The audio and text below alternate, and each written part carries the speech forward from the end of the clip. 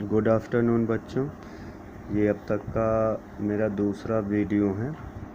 आप लोग जब तक रिप्लाई नहीं करते हो तो पता ही नहीं चलता कि आप लोग पढ़ते हो या नहीं पढ़ते हो। फिर भी आज संधि का प्रकरण है।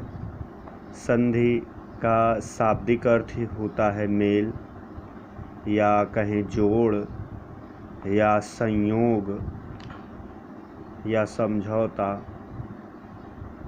इस तरह कई नामों से ये जाना जाता है।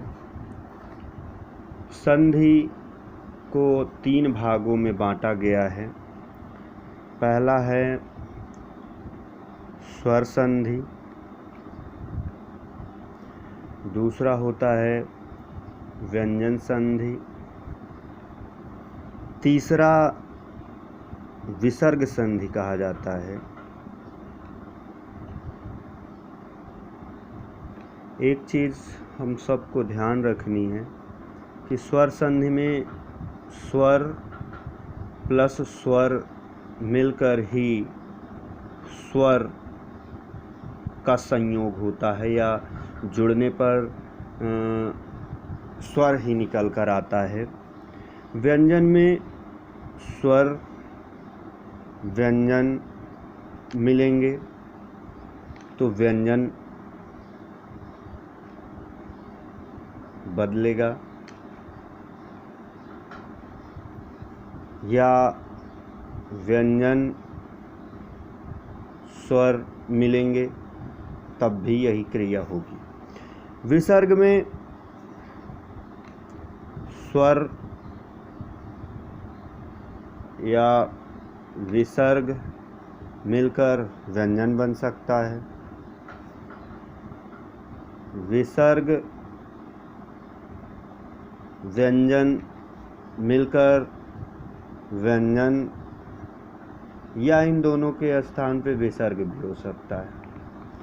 इतनी क्रियाएं इस स्वर के साथ चलती। संधि का अर्थ शाब्दिक अर्थ ही होता है मेल या जोड़, संयोग, समझौता। इसको 3 भागों में बांटा गया है: स्वर संधि, व्यंजन संधि, विसर्ग संधि। स्वर संधि में स्वर स्वर आपस में मिलते हैं तो स्वर का संयोग होगा, वो चेंज होगा। व्यंजन में व्यंजन संधि के अंतर्गत स्वर व्यंजन मिलेंगे या व्यंजन स्वर मिलेंगे, उससे उसमें स्वर बदलता है। विसर्ग संधि में स्वर विसर्ग मिलेंगे या विसर्ग व्यंजन मिलेंगे तो व्यंजन बदलेगा या विसर्ग ही रहेगा। इसके अंतर्गत पहली संधि के अंतर्गत स्वर संधि। स्वर संधि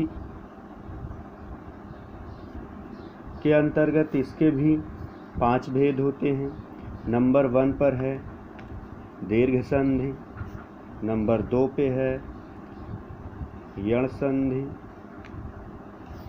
नंबर 3 अयादि संधि,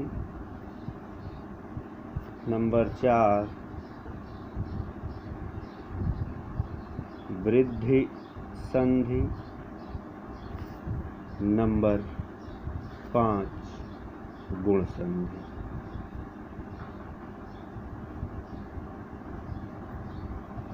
इन सभी को जानने के लिए हमें थोड़ा सा संस्कृत का भी ज्ञान होना आवश्यक है, तो इसके लिए हम एक अलग से वीडियो बनाएंगे। अभी तक आपको इतनी जानकारी होनी चाहिए, उसके बाद अगले वीडियो में हम इन सभी के विषय में बता देंगे, किसी एक के विषय में, जैसे स्वर संधि के विषय में, और व्यंजन संधि के विषय में, विसर्ग संधि के विषय में। जैसे कि इनके 5 भेद होते हैं, उसी तरह व्यंजन के कई भेद होते हैं, उसी तरह विसर्ग के भी कई भेद होते हैं। Okay, bye.